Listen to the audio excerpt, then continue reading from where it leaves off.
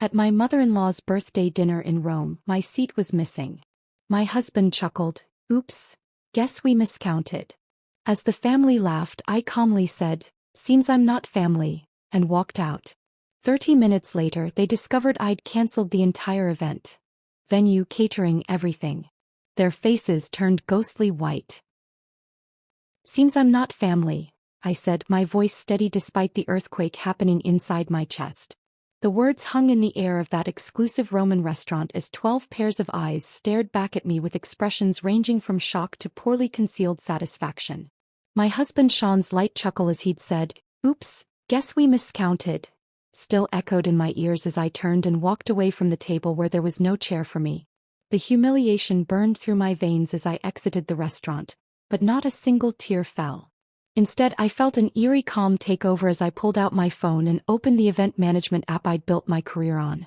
I had 30 minutes before they'd realize what I was doing, and that was more than enough time. Before we begin, I want to take a moment to thank each of you for being part of this incredible journey. Sometimes the most powerful moments come when we finally recognize our worth.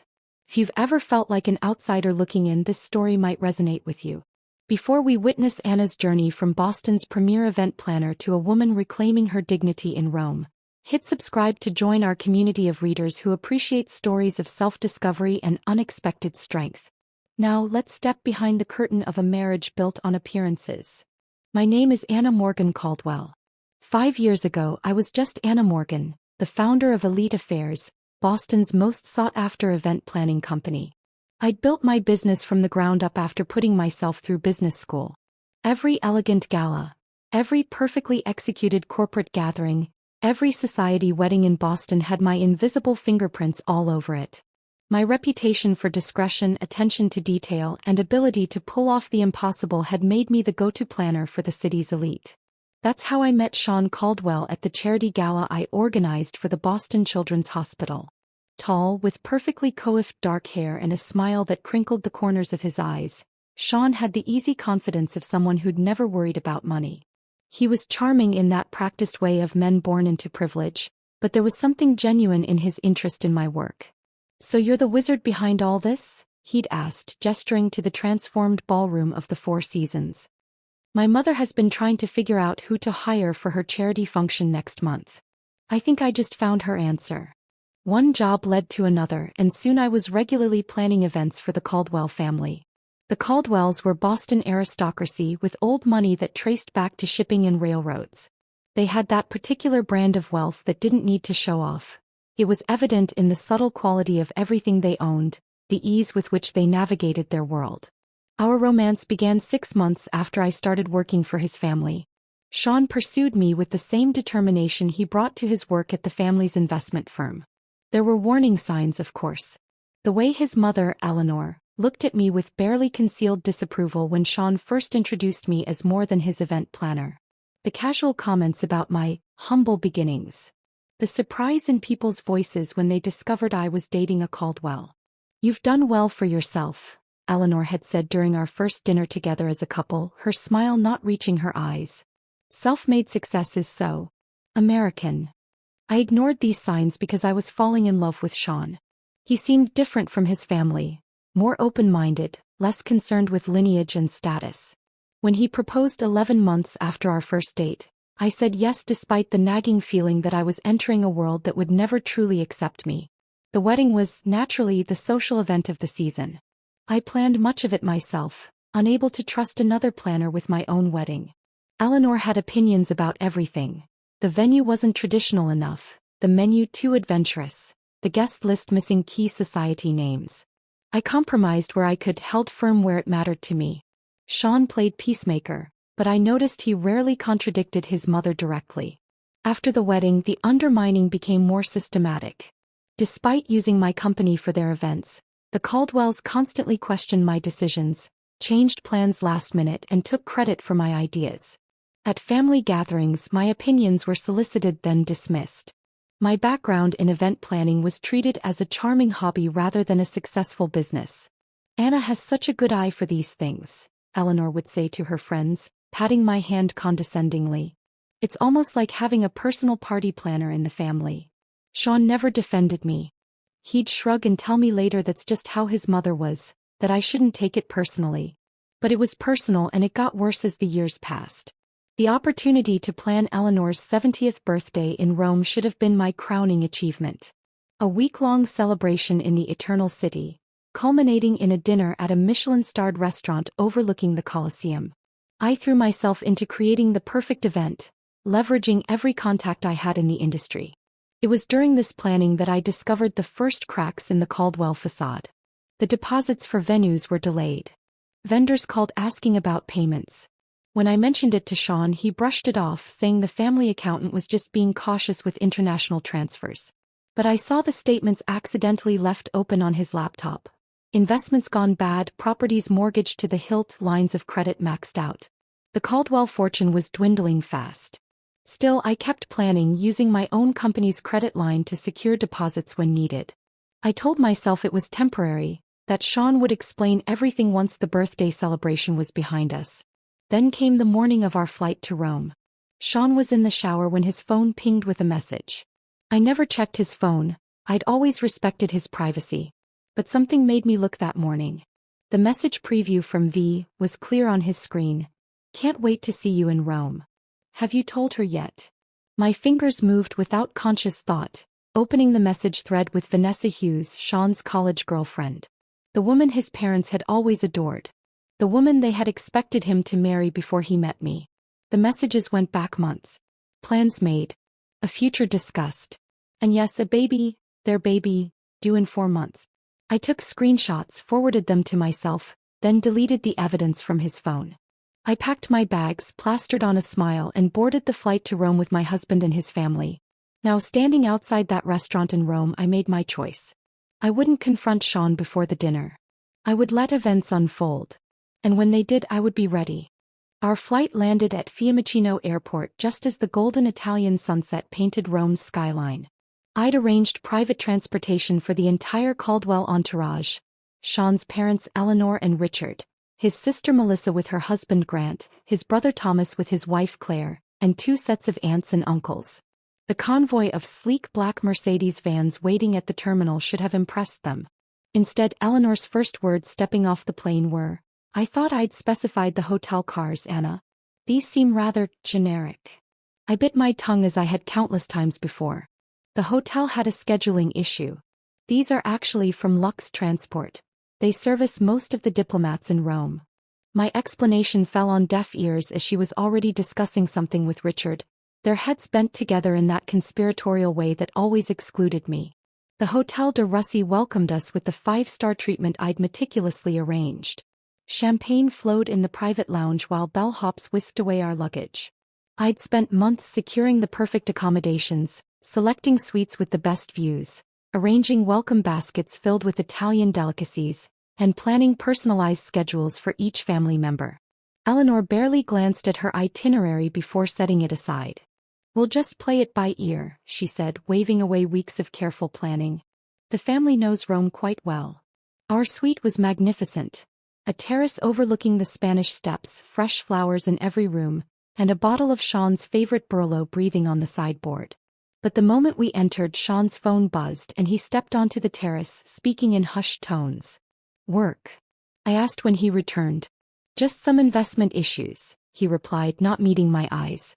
"Let's get ready for dinner." The welcome dinner I'd planned at a charming trattoria in Trastevere became the first clear sign of my exclusion. Somehow, the seating arrangement shifted just before we arrived, and I found myself at the far end of the table, separated from Sean by his cousin and aunt. Throughout the meal, inside jokes flew across the table, stories of previous family trips to Italy from which I'd been absent. When I attempted to join the conversation about the week's planned activities, Melissa interrupted. "Oh, Anna, we've actually decided to do some family shopping tomorrow instead of the Vatican tour." "Family shopping?" I asked. "You know," Eleanor interjected smoothly, "just some tradition we have. You'd be bored, dear. Why don't you use the time to check on the birthday arrangements? That's your expertise after all." The pattern continued throughout the next few days. I'd wake to find Sean already gone, a hastily scribbled note about meeting his father for breakfast. The family would disappear for hours on impromptu excursions, that somehow everyone knew about except me. Whispered conversations in corners of the hotel lobby abruptly stopped when I approached. Dinner reservations mysteriously changed to accommodate old friends, who happened to be in Rome. Friends who looked at me with barely disguised curiosity, as if assessing how I was handling what was coming. On the third morning, opportunity presented itself when Sean rushed to meet his brother, leaving his briefcase unlocked. The documents inside confirmed my worst fears.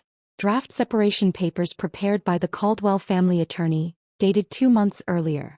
A proposed settlement offering a pittance compared to what I was entitled to, and most damning, a script, an actual script outlining how Sean would announce our impending divorce at his mother's birthday dinner, presenting it as a mutual decision reached amicably. My hands trembled as I photographed each page with my phone. There it was in black and white, the perfect stage-managed exit of the unsuitable wife, timed for maximum public impact yet minimum social embarrassment for the Caldwells.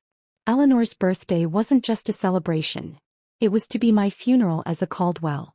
Instead of confronting Sean, I channeled my anger into methodical documentation.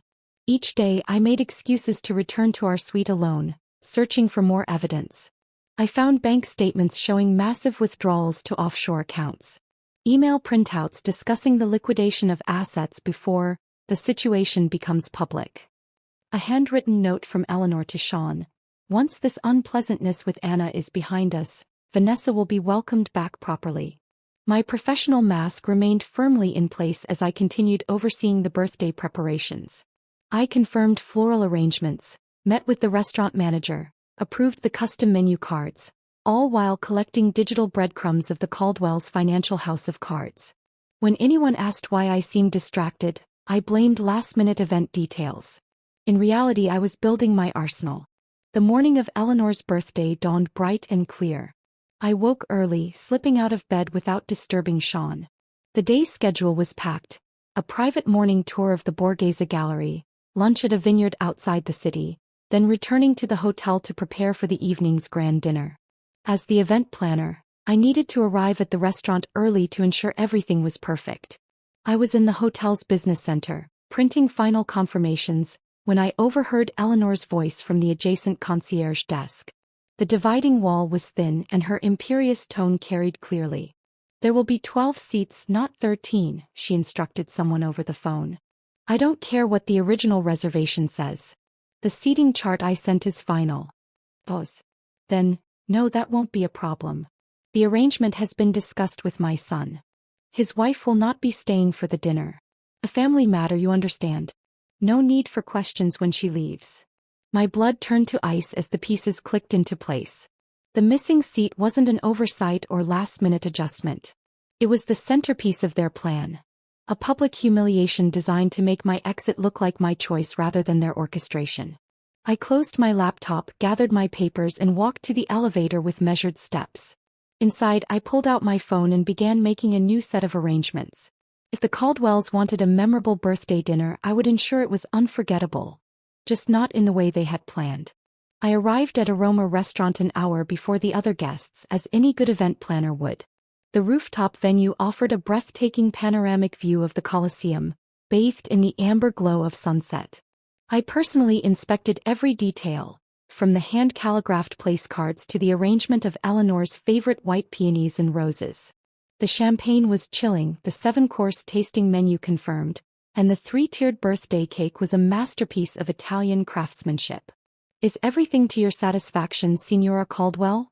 asked Marco, the maitre d'.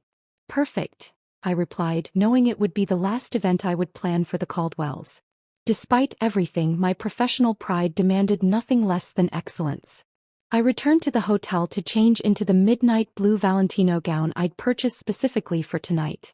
As I applied my makeup with steady hands, I studied my reflection. 5 years of trying to fit into a world that was determined to reject me had taken its toll, but not in the way the Caldwells might have hoped. Instead of breaking me, they had hardened my resolve. The Caldwell family had arranged to meet in the hotel lobby before departing together for the restaurant. I arrived precisely on time to find them all waiting, Eleanor resplendent in vintage Chanel, her diamond necklace catching the light. Sean's eyes widened slightly when he saw me, perhaps remembering what had attracted him to me in the first place. or perhaps calculating how soon he could be free of me. "Anna, darling, you look lovely," Eleanor said, air-kissing near my cheeks. "We're just waiting for the cars." The drive to the restaurant was short, filled with artificial chatter about the day's activities from which I'd been excluded. As we ascended in the elevator to the rooftop, Sean placed his hand at the small of my back, a gesture that once felt intimate but now seemed performative for the benefit of the elevator attendant. The doors opened to reveal the stunning terrace I had designed, transformed into an elegant dining space under the stars. The Colosseum stood illuminated against the night sky, a testament to both grandeur and the inevitable fall of empires. How fitting. Eleanor entered first, greeted with enthusiastic applause from waiting family members. One by one, everyone moved toward the large round table I had specified, a table that should have seated 13. I followed behind Sean, who moved purposefully toward his assigned seat next to his mother. I approached the spot where my place card should have been, only to find nothing. No chair, no place setting, no acknowledgement that I existed. For a moment I stood frozen, the perfect tableau of confusion. Around me, conversations continued as everyone settled into their seats, studiously avoiding my gaze. The wait staff, who had confirmed the seating with me just hours earlier, looked uncomfortable but remained silent. "Is something wrong?" Eleanor asked innocently, her voice carrying just enough to draw everyone's attention. "There seems to be a mistake," I said, my voice calmer than I felt. "My place setting is missing." The meticulously choreographed scene unfolded exactly as they had planned. Furrowed brows. Exchanged glances. Sean half rising from his chair, a performance of concern that never reached his eyes. "That's odd," Melissa said, examining the table. "Did someone count wrong?" Richard cleared his throat. Perhaps there was a miscommunication with the restaurant staff. Then came Sean's line, delivered with a practiced casualness that made my skin crawl. He chuckled, and said, "Oops, guess we miscounted." The family laughed, not uproariously, that would be too obvious, but with the gentle amusement of people sharing an inside joke. In that moment I saw it all with perfect clarity. The calculated humiliation, the public setting chosen to prevent a scene, the groundwork for stories they would tell later about poor Anna, who couldn't handle the pressure of Caldwell family life. My gaze moved slowly around the table, taking in each face. Eleanor, triumphant behind her birthday smile. Richard, uncomfortable but complicit. Melissa and Thomas, enjoying the spectacle.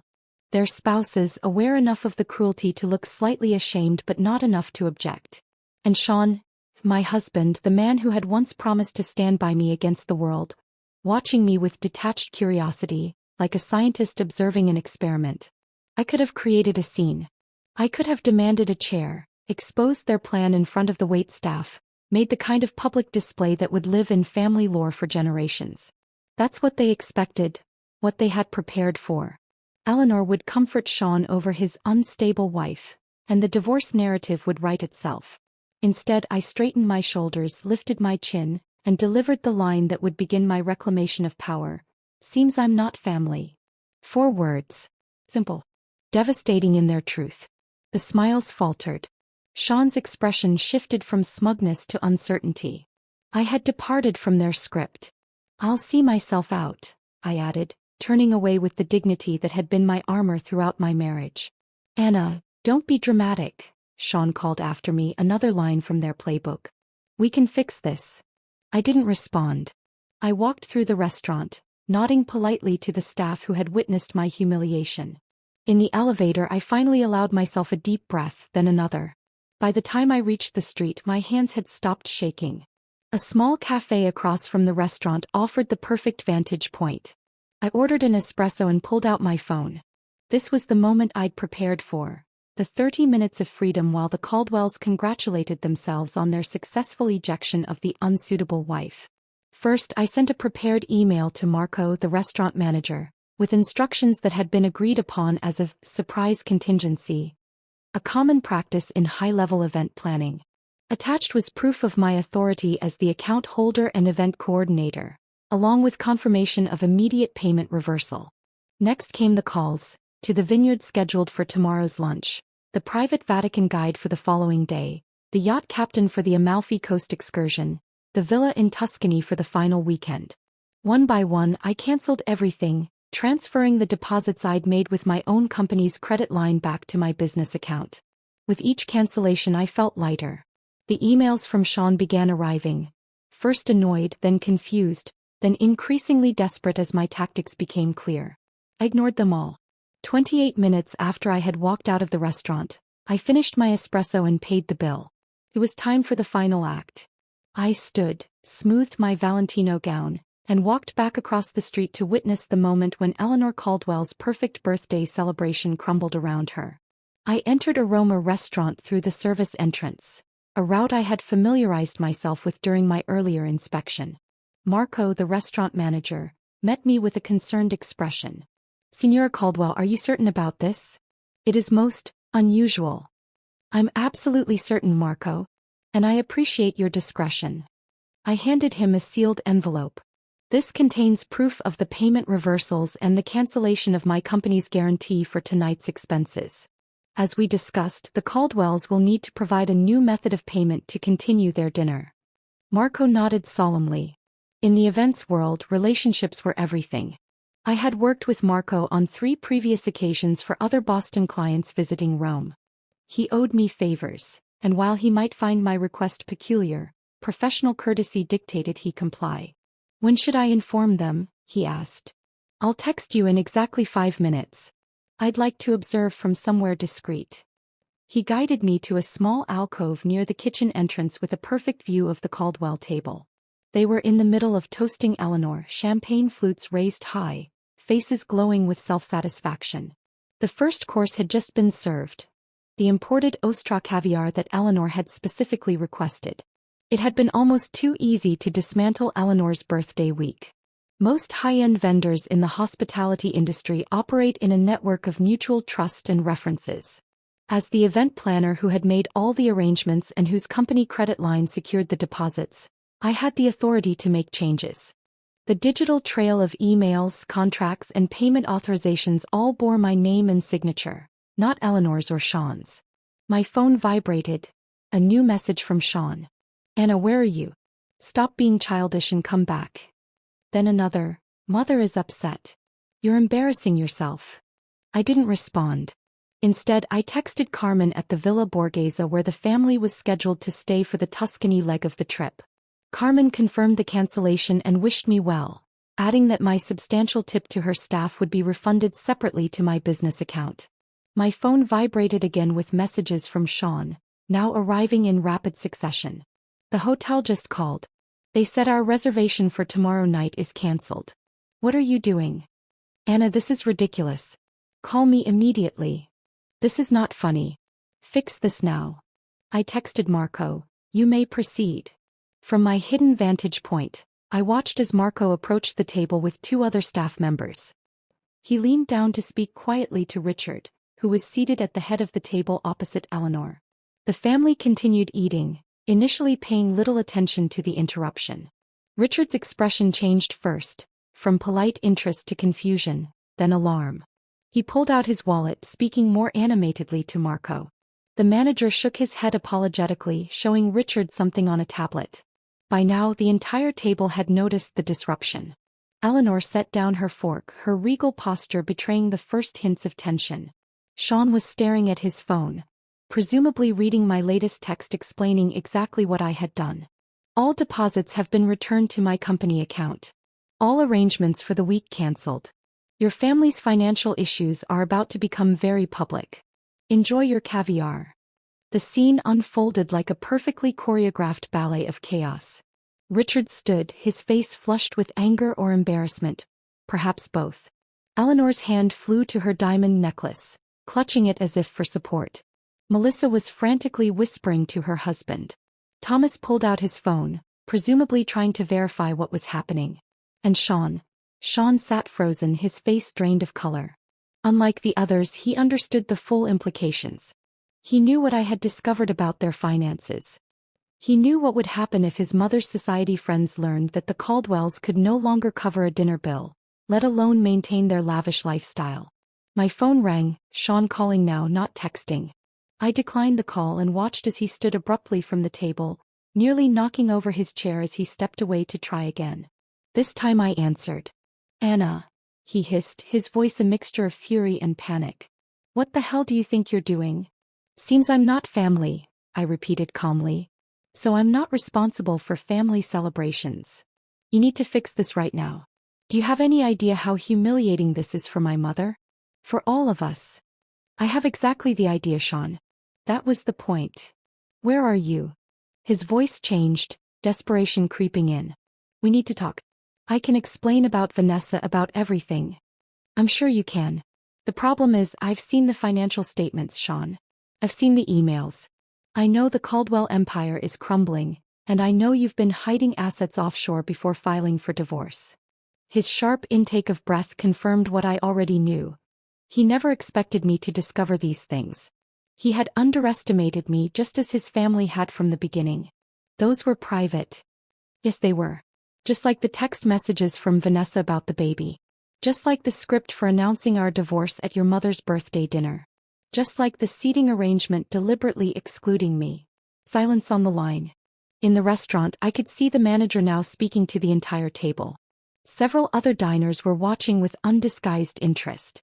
The Caldwell's humiliation was becoming a public spectacle. Exactly what they had planned for me. Anna, please. Sean's voice had lost all its aristocratic confidence. You don't understand what this will do to us. I understand perfectly. That's why I did it. We can work this out. Come back to the hotel. I'll meet you there in 20 minutes. No, Sean. I don't think we can work this out. I ended the call and stepped out from my hiding place. It was time for my final appearance as a Caldwell. As I approached the table, 12 pairs of eyes turned to me. Some angry, some fearful, all disbelieving. Eleanor spoke first, her voice shaking with fury. How dare you ruin my birthday? I smiled, feeling a strange sense of calm. I learned from the best, Eleanor. After all, isn't this exactly what you planned for me? A public humiliation? An orchestrated exit? The only difference is I changed the ending. Richard stood. This is outrageous. You had no right. I had every right, I interrupted. Every contract, every reservation, every arrangement was in my name or my company's name. I simply adjusted the plans. You'll regret this, Melissa spat. When Sean divorces you, you'll get nothing. That's where you're wrong, I replied, looking directly at Sean. I have copies of everything, the offshore accounts, the hidden assets, the fraudulent business dealings. I'm sure the IRS will find it all fascinating reading. Their faces turned ghostly white as the implications sank in. In that moment I felt no triumph, no vindication. Only a profound sense of liberation as I turned and walked away from the Caldwell family for the last time. I left Italy the next morning, upgrading myself to first class on a direct flight to Boston using points I'd accumulated planning the Caldwell's previous vacations. The irony wasn't lost on me. Behind me I left a family in crisis, their carefully constructed facade crumbling in real time. Through the hotel concierge, I learned that the Caldwells had paid for their dinner with Eleanor's vintage Bulgari bracelet as collateral until a wire transfer could be arranged. By morning, word had spread through Rome's high-end hospitality network that the illustrious American family was having payment difficulties. The remaining vendors I hadn't personally canceled began requesting upfront payments rather than promises. My phone was flooded with messages, some threatening, others pleading. I read them during my layover in London, sipping Earl Grey tea in the British Airways lounge. Richard, this is actionable. Our lawyers will be in touch. Melissa, you've made the biggest mistake of your life. Thomas, did you really think you could humiliate our family without consequences? Eleanor's message was the most revealing. I always knew you were common. This vindictive display only proves what I've said from the beginning. But it was the succession of messages from Sean that told the real story of a family in freefall. First, you have no idea what you've done. My father had a minor heart episode. Is that what you wanted? Then, the Prescotts and Whitmores saw everything. Do you know what this means for our standing? Later, the hotel is demanding payment for the entire week up front. They say all guarantees have been cancelled. And finally, please Anna. I need to talk to you. It's about more than us now. I didn't respond to any of them. Instead, I forwarded the financial documents I'd gathered to my lawyer with instructions to hold them securely until needed. If the Caldwells pursued litigation, I would be prepared. When I arrived home to our Beacon Hill brownstone, I hired a moving company to pack my personal belongings. I took only what was unquestionably mine: clothes, jewelry I'd purchased myself, my collection of first edition books, and the artwork I'd acquired before our marriage. Everything else, including the wedding gifts and items purchased jointly, I left behind. I wanted nothing that could tie me to the Caldwells' web of deceit. 2 days later, the Boston Globe published a small item in their society section: Caldwell Investment Group faces inquiry. The article mentioned financial irregularities and questions from investors. While it didn't make front-page news, it was enough to send ripples through Boston's social circles. Sean appeared at my new apartment unannounced 1 week after I returned from Rome. He looked haggard, the polished veneer of privilege replaced by genuine desperation. "You need to come home," he said when I opened the door. "This has gone far enough. This isn't a negotiating tactic, Sean. This is divorce." He stepped inside without invitation, running his hands through his disheveled hair. "The SEC is looking into father's accounts. 2 board members have resigned. Mother had to cancel her charity gala because 3 major donors pulled out." "That sounds like a Caldwell family problem," I replied. "Not mine." "It's your problem if I go down with the ship," he countered. "We're still married. My debts are your debts." I allowed myself a small smile. "Not when I have proof that you deliberately excluded me from financial decisions and hid assets with the intent to defraud me in divorce proceedings. My lawyer assures me that's enough to protect me." His facade cracked completely then. Sean sank onto my couch, head in his hands. "I never wanted it to be like this." "What did you want, Sean? To marry me for my event planning skills? To use me to manage your social calendar while you reconnected with Vanessa? To discard me when I was no longer useful?" "It wasn't like that in the beginning," he said quietly. "I did love you. But not enough to stand up to your family. Not enough to be honest about your affair." I sat across from him, feeling strangely calm. "When is the baby due?" His head snapped up. "How did you?" 4 months according to the texts I saw. "Congratulations." A heavy silence fell between us. Outside, rain began to tap against the windows of my new apartment. Smaller than our brownstone but mine alone, paid for with the proceeds from a business I'd built without Caldwell money or connections. "I'll give you whatever you want," Sean finally said. "Just hand over those documents and sign an NDA. Name your price." That was the moment I realized the Caldwells still didn't understand me at all. After 5 years, they still saw me as someone who could be bought, someone motivated by the same material concerns that drove their existence. "I don't want your money, Sean. I want my freedom. I want the truth acknowledged." I stood up, indicating our conversation was ending. "The documents stay with my lawyer unless you try to drag me down with you. The divorce terms are simple. I walk away with what's mine, you with what's yours." "And Vanessa? The baby?" His voice was barely audible. "That's between you and your conscience. I hope you'll be a better husband to her than you were to me." After he left, I stood by the window watching the rain intensify. The scandal unfolded gradually over the following weeks. The Boston Globe ran a more extensive piece on the Caldwell Investment Group's financial irregularities. Longtime clients quietly withdrew their portfolios. Eleanor's position on 3 prestigious charity boards became emeritus rather than active. Vanessa's pregnancy became public knowledge when she was spotted at her obstetrician's office wearing an engagement ring. The timeline made it clear that their relationship had resumed long before our marriage ended. In Boston's high society, infidelity might be tolerated if discreet, but such blatant misconduct violated the unspoken code. My business thrived despite, or perhaps because of, the scandal. Clients who had once looked down on me now appreciated my discretion and integrity. The story that circulated wasn't about a woman scorned but about a professional who refused to be used and discarded. 6 months later, I received an invitation that made me laugh out loud when I opened it. A request to bid on planning Eleanor Caldwell's next charity event. Apparently, desperation had overcome pride. I declined politely, citing a full schedule. The divorce was finalized without drama. The Caldwells, focused on salvaging their reputation and finances, agreed to my terms without argument. Sean and Vanessa married quietly, their daughter born 2 weeks later. I sent no gift. On the 1-year anniversary of that night in Rome, I found myself planning another event in Italy. A celebrity wedding on the Amalfi Coast. As I stood on a terrace overlooking the Mediterranean, phone in hand and vendors at my command, I realized something unexpected. I was happy. Not despite the collapse of my marriage but because of it. The Caldwells had tried to make me feel small, to reduce me to an accessory in their grand narrative. Instead, they had inadvertently freed me to reclaim my story. In losing what I thought I wanted, I had found what I actually needed.